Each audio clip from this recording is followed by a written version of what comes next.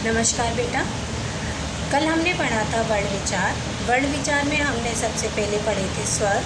स्वर हमने बताए थे आपको 3 होते हैं, ह्रस्व स्वर, दीर्घ स्वर और प्लुत स्वर। अब इसके आगे आज हम पढ़ेंगे व्यंजन। सबसे पहले हम व्यंजन की परिभाषा देखेंगे। जिन वर्णों के उच्चारण में स्वर वर्णों की सहायता ली जाती है उन्हें व्यंजन वर्ण कहते हैं। व्यंजन वर्ण किसे कहते हैं कि जिन वर्णों के उच्चारण में किसकी सहायता ली जाती है, स्वर वर्ण की सहायता ली जाती है, वो व्यंजन कहलाते हैं। जैसे क में क्या मिला हुआ है, अ। क में जब हम अ स्वर को मिला देंगे तब ये पूर्ण क बनेगा। म में हम अ स्वर को मिला देंगे तो ये पूर्ण म बनेगा। ल में हम अ स्वर को मिला देंगे तो ये पूर्ण ल बनेगा। और इस तरह से तीनों वर्ण मिलके क म ल तीनों वर्ण मिलके एक शब्द बन जाएगा कमल। हम बिना स्वर अ की सहायता के इसका उच्चारण नहीं कर सकते हैं। व्यंजनों की कुल संख्या कितनी होती है? 33। व्यंजन के भेद, अभी तक हमने पढ़ा व्यंजन की परिभाषा हो गई और व्यंजनों की कुल संख्या कितनी हो गई? 33 हो गई। अब हम पढ़ेंगे व्यंजन के भेद। व्यंजनों को बेटा 3 भागों में बांटा जाता है। सबसे पहले होता है स्पर्श व्यंजन, अंतःस्थ व्यंजन और फिर तीसरे नंबर पे आता है ऊष्म व्यंजन। स्पर्श व्यंजन, जिन व्यंजन वर्णों के उच्चारण में वायु, कंठ आदि विभिन्न उच्चारण स्थानों का स्पर्श करते हुए निकलती है उन्हें स्पर्श व्यंजन कहा जाता है। स्पर्श व्यंजन किसे कहते हैं?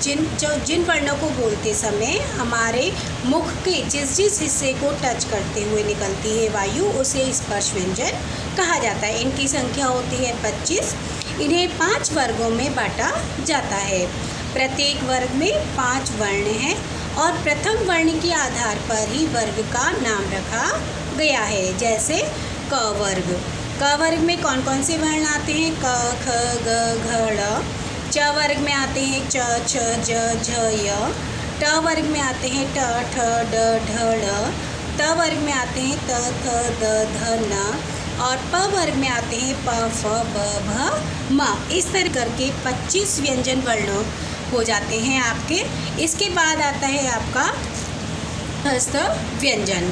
जिन व्यंजनों के अंतः में स्वर विद्यमान है उन्हें अंतःस्थ व्यंजन कहते हैं।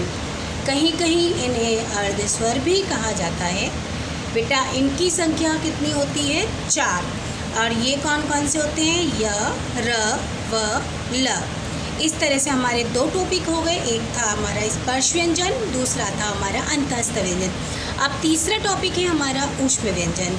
ऊष्म व्यंजन किसे कहते हैं? सबसे पहले ऊष्म व्यंजन, जिन वर्णों के उच्चारण में वायु कंठादि से घर्षण करते हुए निकलती है इसलिए उन्हें ऊष्म व्यंजन कहा जाता है।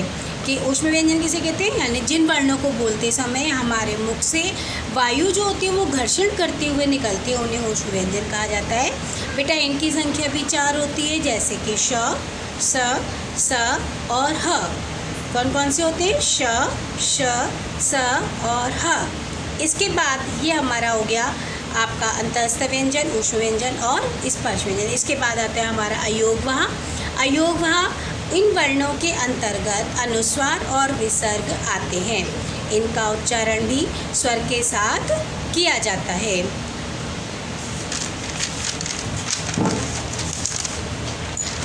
अयोगवाह वर्ण बेटा 4 प्रकार के होते हैं। जैसे अनुस्वार, विसर्ग, जिह्वा मूल्य और उपध्मानीय। अनुस्वार जो स्वर में अंग होता है, अंग के ऊपर बिंदी लगी होती है उसे अनुस्वार कहते हैं।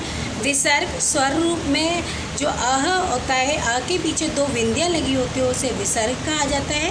बेटा जिह्वा मूल्य और उपध्मानीय ये दोनों ऐसे अयोगवाह हैं, इन दोनों का प्रयोग हम वैदिक संस्कृत में करते हैं, ना कि लौकिक संस्कृत में।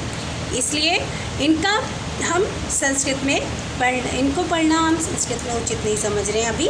तो हम सबसे पहले सिर्फ हम अनुस्वार और विसर्ग का ही ध्यान देंगे, विसर्ग पर ही ध्यान देंगे। अनुस्वार हो गया अंग और विसर्ग हो गया हमारा अह। इस तरह से हमारा जो ये टॉपिक था वर्ण विचार वाला, ये हमारा पूरा कंप्लीट हो गया।